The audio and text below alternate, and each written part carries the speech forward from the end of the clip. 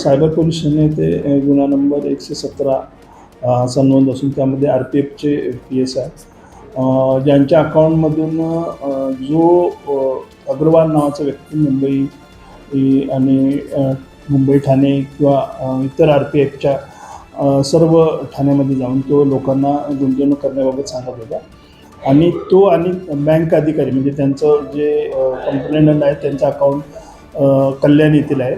तर त्याने बँक अधिकाऱ्याच्या संगनमत करून त्यांच्या अकाउंटमधून कंप्लेंटंट आहे त्यांना न विचारता त्यांच्या चेक किंवा इतर कोणती अथॉरिटी न घेता पैसे ट्रान्सफर करून आपल्या अकाउंटवर घेतले आणि त्याद्वारे मी शेअर मार्केटमध्ये गुंतवणूक करत आहे वगैरे असे सांगून त्यांची 19 लाखाची फसवणूक करण्यात आलेली आहे.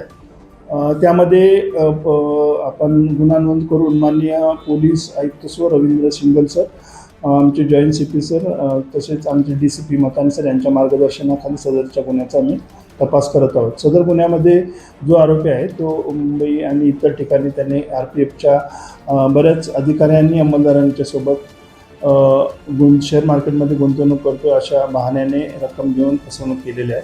तसेच जो बँक अधिकारी यांनी कोणत्याही कंप्लेंटंटची एन्डॉर्समेंट न घेता पैसे ट्रान्सफर केले आहेत त्याचंसुद्धा आम्ही शोध घेत आहोत.